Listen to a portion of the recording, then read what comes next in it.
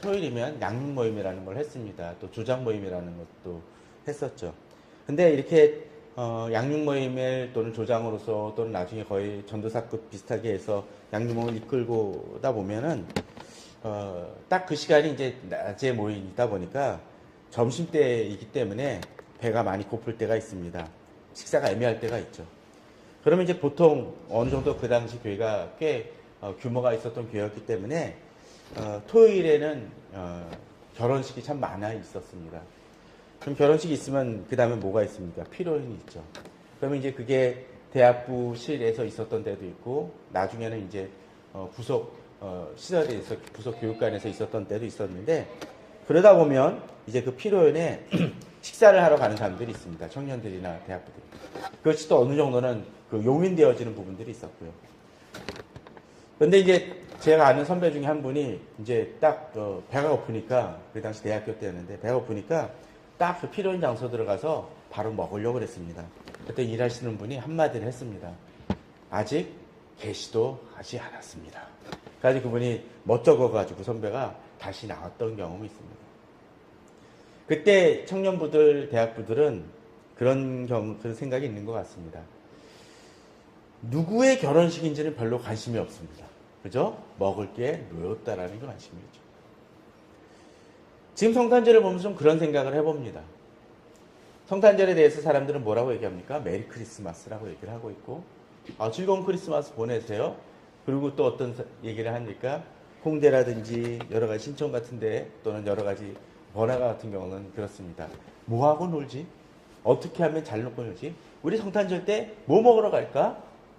우리 진탕? 뭐 클럽이라도 가서 놀까? 라고 이야기하는 경우들이 많이 있습니다. 성탄절의 의미가 뭐냐? 라고 했었을 때 믿거나 안 믿거나 믿는 사람이 안 믿는 사람이건 간에 별로 구분이 없습니다. 전에도 종종 얘기를 했지만 성탄절 때 어떤 경험을 하십니까?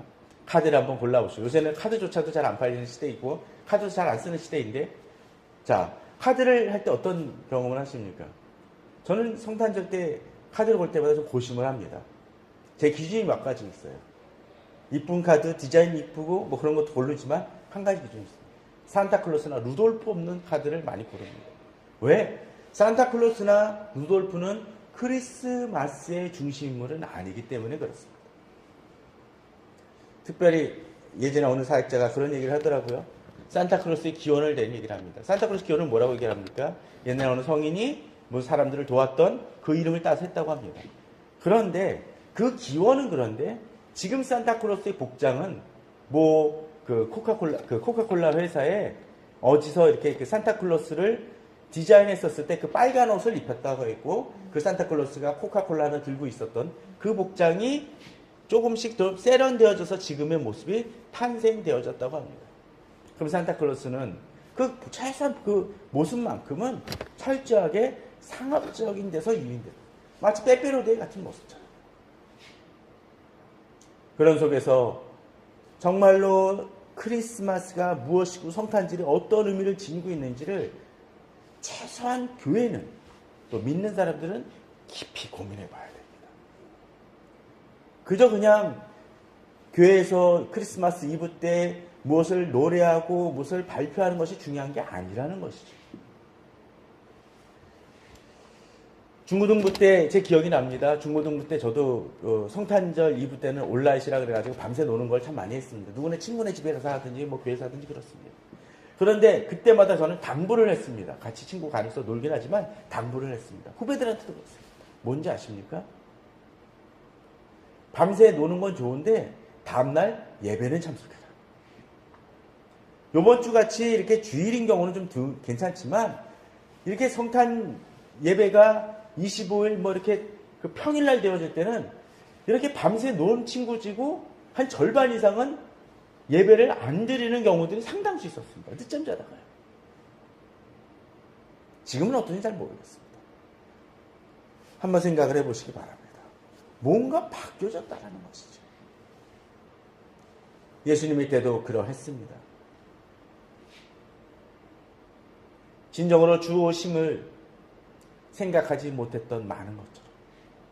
그리고 주는 오셨지만 많은 사람들이 깨닫지 못했던 것처럼 그때는 그러했습니다. 저는 오늘 요한복음을 통해서 바로 그 부분의 의미를 새겨보고자 합니다. 사실 이 본문을 택했었을 때 좀 고민이 있었습니다. 왜 그런지 아십니까? 여기에는 아기 예수가 등장하지 않습니다. 그에 대한 설명이, 스토리가 담겨있지 않은 본문입니다. 그러나 재밌는 것은 사실 이 사복음서에 보게 되면 이 사복음서 이 네 개의 복음서에 예수 그리스도께서 오셨다라는 사건이 구체적으로 기술되어진 것은 이 네 복음서에 다 기술되어지지 않았습니다. 무엇과 무엇만 기술되어 있나요? 마태복음하고 누가복음밖에 기술이 안 되어 있습니다. 마가복음하고 요한복음은 그것을 건너뜁니다. 바로 세례요한이 등장을 하고 있고 예수님이 그냥 세례받으신 사건으로 등장하든지 그렇게 되어져 있습니다. 그러나 그럼에도 불구하고 오늘 요한복음은 이 예수께서 오신 의미에 대해서 깊이 있게 보여줍니다. 저는 오늘 그 본문을 가지고 한번 나눠보길 바랍니다. 예수께서는 오셨을 때 어떤 일이 벌어졌습니까? 9절에 보면 그렇게 얘기를 하고 있습니다. 참빛 곧 세상에 와서 각 사람에게 비치는 빛이 있었나니라고 되어 있습니다. 맞습니다. 예수 그리스도께서 오심은 바로 하나님께서 육신을 입고 오신 것이기 때문에 어떤 것입니까? 바로 주님 없이는 소망이 없는 우리들에게 빛이 되어주시는 것입니다. 어둠 속에 살아가는 그 인간들에게 죄된 죄인으로서 죽을 수밖에 없는 우리에게 참빛으로 오셔서 그 빛을 밝히 보여주시는 빛입니다. 그런데 저는 여기서 한 가지 중요한 의미를 한번 새겨보고 싶습니다. 9절을 보십시오. 참빛 곧 세상에 와서 빛이 되었다고 하는데 그 앞에 어떤 수식어가 있습니까? 각 사람에게입니다. 그렇습니다. 구원은 그저 어느 교회 다닌다고 해서 내가 좋은 신앙의 그 공동체 속에 있다고 해서 내 구원이 보장되는 것이 아니라는 것이죠. 그 빛은 누구에게 비칩니까? 각 사람에게 비치는 것입니다.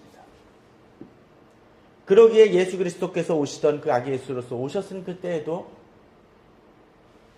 주님은 오셨지만 그것을 깨닫는 이는 많지 않았습니다. 아기 예수로 오신 그때는 그렇다고 치더라도 나중에 예수 그리스도께서 사역을 하실 때도 역시 마찬가지였습니다. 그때 예수 그리스도께서는 5,000명을 먹이시는 기적을 베푸시기도 하셨고 또 많은 사람들에게 말씀을 전하셨지만 그 모든 사람들이 제자가 되었던 것도 아니고 제자는 둘째 쳐놓고 예수 그리스도를 인격적으로 만나거나 영접한 사람들이 모든 사람들이 들은 사람들이 다 그런 것은 아니었다라는 것이죠. 그런 의미에서 성탄절은 우리들에게 다시 한번 도전을 줍니다. 교회에서 모여서 어떤 행사를 하는 것도 중요하고 발표를 하는 것도 중요하고 예배를 참석하는 것도 중요할지 모르지만 내가 그 예배 현장 속에 있다고 해서 발표의 현장 속에 있다고 해서 내가 진정 주님을 기뻐하고 감사하는 것은 아닐 수 있는 것이고 그것이 내게 진정으로 주 오심의 의미로서 다가오지 않을 수도 있다는 것을 우리는 생각해 봐야 될 것입니다. 자, 특별히 오늘 한번 본문을 보십시오. 그가 세상에 계셨으며 세상은 그로 말미암아 지은 바 되었을 때 세상이 그를 알지 못하였고 자기 땅에 오매 자기 백성이 영접하지 아니었다고 되어 있습니다. 주님이 오셨습니다.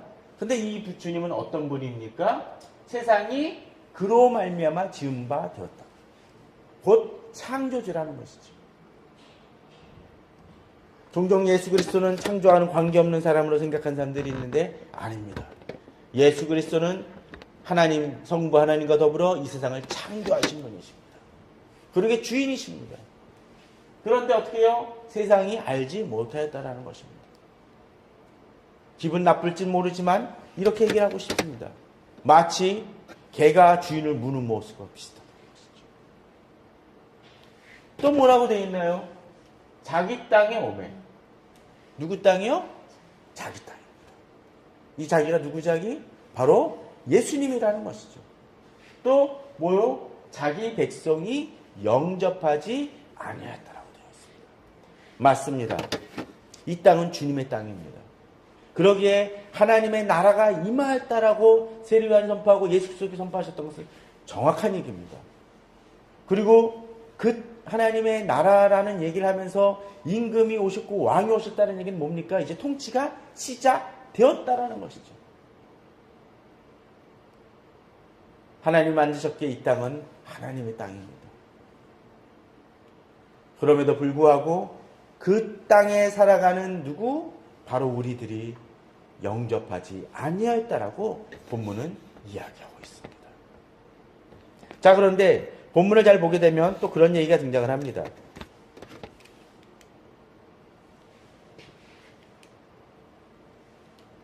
11절, 12절을 보겠습니다. 자기 땅에 오매 자기 백성 영접하지 아니하였으나 영접하는 자 곧 그 이름을 믿는 자들에게는 하나님의 자녀가 되는 권세를 주셨으니라고 되어 있습니다. 이것을 보게 되면 앞서 제가 11절을 9절을 읽을 때 뭐라고 되어 있나요? 참빛 곧 세상에 와서 비추는 빛이 있었는데 이 비추는 빛이 사람에게 어떻게 비친다고요? 각 사람에게죠. 맞습니다. 주님께서 오셨을 때 그 사람들은 반응이 두 가지로 나타난다는 것입니다. 어떤 사람들? 영접하지 아니하는 사람들. 두 번째 사람은 어떤 사람들? 영접하는 사람들이라는 것입니다. 그렇습니다. 이 성탄절은 그런 의미를 지니고 있습니다. 어떤 것? 영접하느냐, 영접하지 아니하는 자 두 가지로 나눠진다는 것이죠. 지금도 그래서 예수 그리스도를 복음을 전하지만 반응한 사람이 있고 아닌 사람이 있습니다. 우리는 그러한 일들을 이미 많이 보았습니다. 바로 예수 그리스도께서 오셨을 때 그 땅이 그랬습니다. 우리는 보통 성극을 할 때 어떻게 얘기를 하나요? 옛날에 그런 연극이 하나 있었죠. 빈방 있습니까? 라는 그 연극이 하나 있었던 걸 혹시 기억하시는 분 있어요? 이미 잘 아시겠지만 잠깐 설명을 드리죠. 이런 얘기가 등장을 합니다. 어느 교회에서 주일학교에서 이 연극을 하려고 합니다. 근데 약간 그 지적으로 장애가 있는 아이한테 이걸 맡겼습니다. 맡길 연극이 없으니까 얘한테 뭔가 배역을 맡겨야 될 것을 여관 주인을 맡겼다고 했습니다. 대사는 그것입니다. 뭐였을까요? 요셉과 마리아가 와서 빈방 있어요? 방 있습니까? 그러면 빈방 없어요! 라고 얘기하는 게 답입니다. 아마 여관 주인 두 번째, 세 번째쯤 했던 것 같습니다. 첫 번째 가서 이야기를 합니다. 빈방 없어요. 두 번째에서 여관 없어요. 그런데 이 친구가 마음이 아팠습니다. 그래서 빈방이 있어요.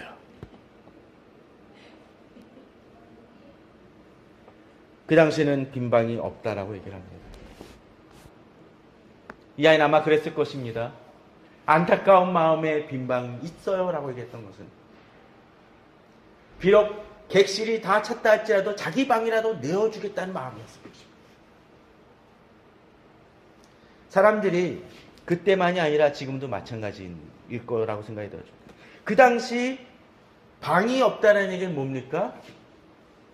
다 찾아서 그 방이 채워져서 들어갈 공간이 없다라는 것이죠. 영접이라는 것은 어떤 것입니까? 빈 공간이 있어야 영접할 수 있습니다. 우리가 누군가를 대접하려고 할 때는 어떤 것입니까? 자리가 있어야 됩니다. 자리가 없다는 것은 무엇입니까? 꽉 차 있다는 것이죠. 앞서 주님이 어떤 분이요? 왕이시고 자기 땅에 오신 것입니다. 거기에 베들레헴이나 여관이 예외입니까? 아닙니다. 그런데도 불구하고 주인이 오고 가장 높으신 분이 왔는데 염치 없이 아무 생각도 없이 속된 표현으로 밑에 것들이 앉아있는 거예요. 나 같으면 그럴 거예요. 그러면은 아마 된통 뭐라 그러겠죠. 마치 개나 고양이가 어떡합니까? 이불 깔으면 달랑 올라가죠. 그것도 새 옷을 사다 놓고 딱 놓으면은 바로 올라갑니다. 어떡합니까 주인이? 맘짝한 사람들은 내려와 그러겠지만 저 같은 경우는 뭐 요새는 그 동물학대죄로 걸릴지 모르지만 발이라도 날아갈지 모릅니다. 그게 마음이에요. 왜? 자기 미치니까. 영접이란 부분들은 자기 자신을 비울 때 가능해집니다. 이 시대는 바로 그러한 문제를 지니고 있습니다. 아니, 이 시대만이 아니라 계속적으로 그러한 문제들은 왔습니다. 영접하지 아니하는 것은 무엇입니까? 자기를 비우지 아니하기 때문입니다. 빈방이 없다라는 이야기는 곧 주님을 모시기에는 자기 자신이 꽉 차 있다는 것입니다. 어떤 때 머릿속에 생각으로, 욕심으로, 욕망으로 가득 차 있기 때문에, 다른 것으로 채워져 있기 때문에 주님이 들어오실 자리가 없다는 것입니다. 성경은 이야기를 하죠. 탐욕은 곧 우상 숭배니라고 되어 있습니다. 그 얘기는 무슨 얘기입니까? 우상 숭배라는 건 어떤 것입니까? 하나님의 자리에 우상이 올라가 있다는 것이죠. 그게 우상 숭배입니다. 간단히 얘기하면 여기 하나님이 앉으실 자리가 있는데 다른 게 앉아 있고 다른 게 놓여져 있으니까 하나님이 앉으실 수 없다는 것입니다. 만일 여기 왕자가 있는데, 그 왕의 의자가 있는데 그 옆에 왕이 쭈그려 앉아있다면 우리는 이상하다 얘기할 것입니다. 여기 놓인 걸 어떻게 해야 됩니까? 치워야 됩니다. 영접이라는 건 바로 그것입니다. 근데 그 영접을 하기 위해서는 어떤 거예요? 하나님이 어떤 분인지 알 때 가능한 것입니다. 이 시대의 문제는 바로 그것이라는 것이죠. 아니, 이 시대만이 아니라 사람들의 문제는 바로 그것입니다. 지금 내게 오신 분이 어떤 분인지를 알지 못하기 때문에 그렇습니다. 자기 땅에 오셨는데 자기 백성들이 거부하는 것이죠. 그러기에 어쩌면 우리들은 지금 고민해 봐야 됩니다. 이 성탄절에 앞서 얘기 들었던 것처럼 성탄의 의미를 생각하려 했었을 때 어쩌면 우리들은 성탄의 캐롤을 가득 채우고 성가 발표를 가득 채우고 여러 가지 축제처럼 여러 가지 연극도 할지 모르지만 또 심지어 예배를 드릴지 모르지만 정작 그냥 예배를 드리고 말고 진정 주님을 내 안에 모시며 주께서 왜 이 땅에 오셨는지를 그 감사를 생각하지 못하는 우를 범할 수 있을지 모른다는 것입니다. 그러기 위해서 우리는 어쩌면 성탄절의 예배는 그 어느 순간보다도 고요하게 조용하게 드려야 될지도 모릅니다.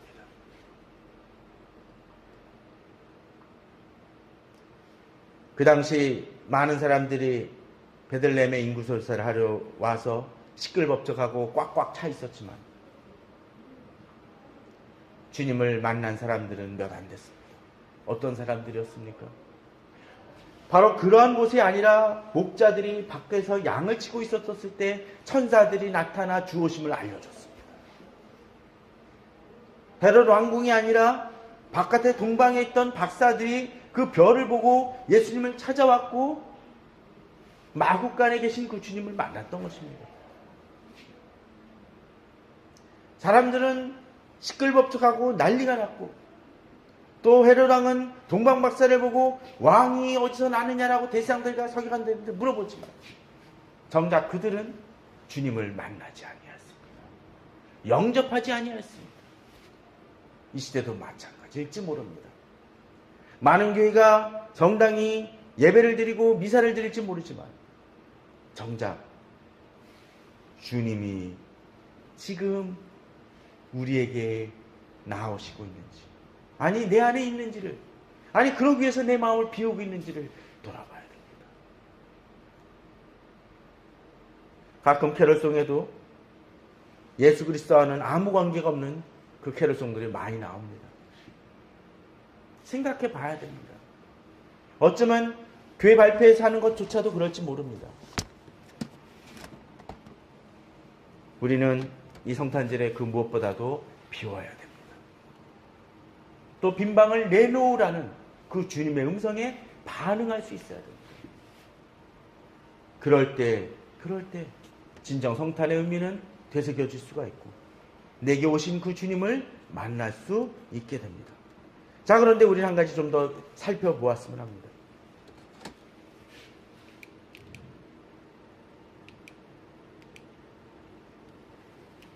18절입니다. 본래 하나님을 본 사람이 없으되 아버지 품속에 있는 독생하신 하나님이 나타내셨습니다. 그런데 그 주님은 어떻게 오셨습니까? 본문처럼 하나님이신데 이제 아기 예수로 오신 것이 바로 성육신 사건이고 성탄절 사건입니다. 그죠? 그러다 보니까 누구신지 어떻게 오셨는지 잘 모르는 것이 어쩌면 당연할지도 모르는 사건이었습니다.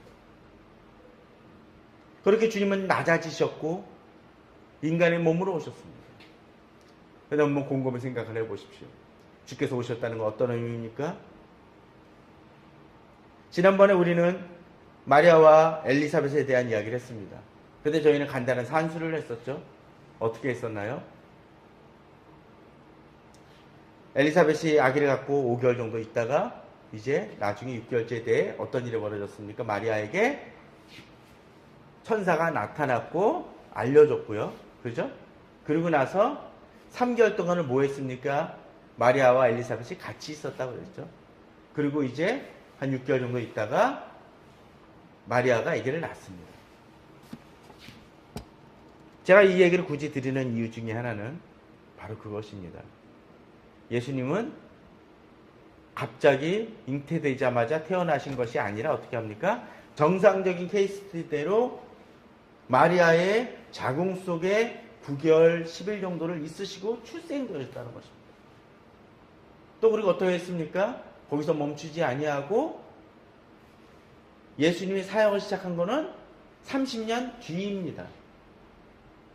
아니 하나님이 왜 그 과정을 겪으셔야만 했고 그 과정을 불어 택하십니까? 인간처럼 똑같아지기 위해 오셨다라는 것이죠. 근데 저는 이 본문을 그렇게 묵상하다가 갑자기 한 구절이 제 마음속에 깊이 박혔습니다. 자, 본래 하나님을 본 사람이 없을 때 아버지 품속에 있는 독생하신 하나님이 나타내셨느니라 하면서 하나님을 예수께서 오심을 통해서 인간에게 나타내셨다는 구절이 등장을 하는데 저는 여기서 이 나타내셨느니라는 그 구절을 이미 익히 알고 있었긴 했지만 그 앞부분입니다. 아버지 품속에 있는 독생하신 하나님. 독생하신 하나님이라는 얘기는 외아들이란 얘기죠. 그죠? 그런데 그 앞에 뭐라 그랬어요? 아버지 품속에 있는. 왜 하필 이런 아버지 품속이라고 그랬을까요? 아버지 품속입니다. 물론 일부 성경은 번역을 하기를 아버지 옆에 계시다가 오셨다라는 표현을 쓰긴 했는데 많은 성경들이 이야기를 품이라고 되어 있습니다. 이 품은 예수 그리스도께서 잡히시던 반에 성만찬을 하셨을 때 예수님의 사랑하는 제자가 예수님의 옆에 기대고 있었던, 가슴에 기대고 있었다는 할 때도 이 구절입니다. 그건 뭡니까? 아버지 품속 안에 같이 있었다라는 거죠. 그런데 그 주님이 누구의 품으로 옵니까? 바로 마리아의 품으로 오셔서 태어나신 것이죠. 아버지의 품은 어떤 곳입니까? 왕의 자리입니다. 모든 만물이 창조주로서 있는 그 자리입니다. 그런데 그 자리를 어떻게 하셨습니까? 그저 평범한 여자의 몸에 태어났었고 또 그 여자는 어떻게 합니까? 남자와 관계하지 않음을 통해서 사생아로 불릴 수 있는 자리였습니다. 또 어떻게 했습니까? 예수님은 금수저의 특기를 유지하지 않으셨죠. 모든 걸 다 내려놓으시고 똑같은 과정을 겪으셨습니다. 심지어는 그러했습니다. 이 출산이나 그 모든 과정 속에서 이 정도는 혜택을 받으실 수 있었음에도 불구하고 빈방이 없다라는 거부의 모습까지 똑같이 겪으셨습니다. 얼마 전 어느 지인하고 이야기를 하다가 그런 얘기를 하더라고요. 이 시대의 문제는 바로 그것일지 모른다. 내 주변에 만일 자기가 얼마 전에 그 몇 년 전에 아파가지고 병원을 응급실에 갔었는데 자리가 없었대요. 한 시내 어느 병원, 큰 병원, 또 다른 병원에 갔다가 안 되니까 아는 친구 중에 하나가, 의사인 친구 중에 하나가 야 내가 알려줄게 해가지고 모 병원에 그 자리에 바로 수술을 받을 수 있도록 배려해 줬다고 합니다. 근데 나중에 겪고 났더니 이게 바로 특권이구나라는 생각이 들더라는 거죠. 그렇죠. 그 특권을 누리게 되면 지금 당장은 편해요. 그죠? 그러나 다른 사람이 나로 인해서 한 차수 밀릴 수 있다는 것을 우리는 잊고 있다는 것이죠. 만일 반대로 한번 그런 생각을 해보죠. 내가 밀리는 입장이면 어떤 생각이 들까요? 야, 이 우리나라 안 돼, 이거 안 돼, 안 돼. 우리가 자동차 몰 때도 마찬가지 아닙니까? 저도 그런 것 같아요. 누군가 얄밉게 새치기를 하게 되면은 막 욕은 못 하더라도 막 신경질을 내고 막 짜증이 나는데, 어떤 데 기회가 돼가지고 내가 탄 버스가 새치기를 해서 조금이라도 빨리 가면 기분이 좋습니다. 이중적 잣대라는 것이죠. 그런데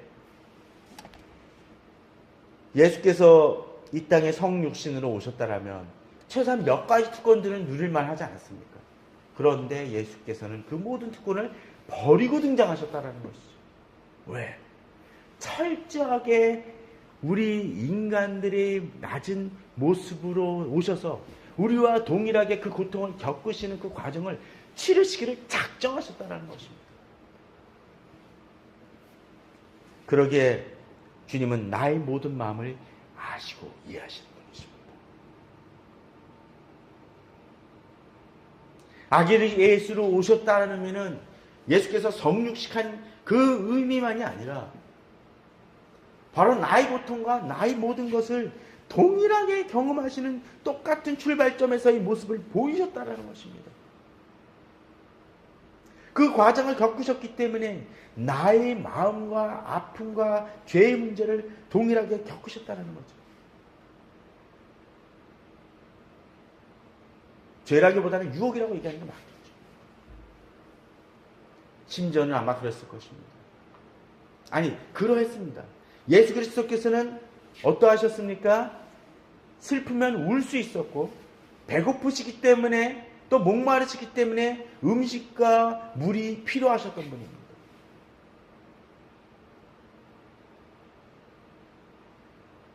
또 예수 그리스도께서는 어떤 집에 사셨습니까? 가난한 목수의 아들로 태어나셨기 때문에 가난도 경험하셨을 것입니다. 예수 그리스도의 어머니이셨던 마리아나 또 아버지인 요셉도 그 경험을 했을 것입니다. 가난을 경험을 통해서 끼니를 걱정해야 될 때가 있었을지 모릅니다. 또 제대로 된 옷이 없어 힘듦을 겪었을지도 모릅니다. 아마 겪었을 것입니다.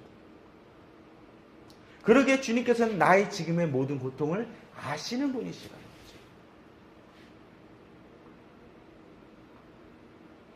예수께서 오셨다는 의미는 바로 그런 의미입니다. 그러한 주님의 의미를, 오심의 의미를 우리가 깊이 묵상하길 바랍니다. 바로 그분이 왕으로서 오셨고, 그리고 그분이 지금 나의 마음을 열기를 원하신다는 것입니다. 앞서 제가 그랬었죠. 두 가지 반응이 있다고요. 자기 백성이 영접하지 아니야. 세상은 삐까번쩍하게 와야 이 사람은 대단한 사람이구나 라는 생각을 합니다. 그러나 그런 속에서도 주님을 알고 주님을 영접하는 사람들, 바로 하나님의 자녀가 되는 특권을 우리에게 주님은 주셨다라는 거죠. 그러게 성탄절은 그 눈이 뜨이는 그런 경험을 해야 됩니다. 바로 예수 그리스도께서 오신 그 의미를 깊이 생각해야 됩니다. 그런데 특별히 영접한다는 의미는 어떤 것입니까? 여기 등장을 하죠. 영접하는 자, 곧 그 이름을 믿는 자입니다. 이름을 믿는다는 건 어떤 것입니까? 바로 하나님 대신 그 예수를 믿는다는 겁니다.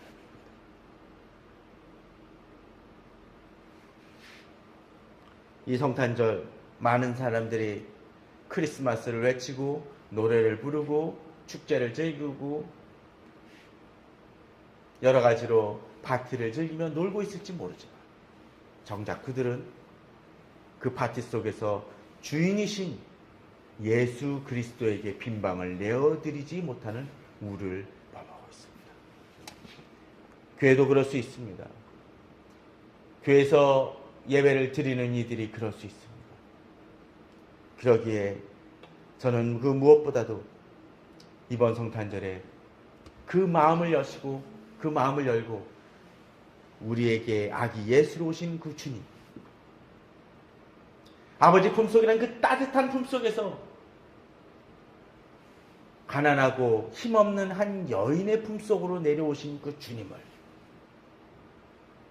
주님을 바라보고 주님을 영접하고 그 이름을 빚는 모든 성도님 되시기를 바랍니다.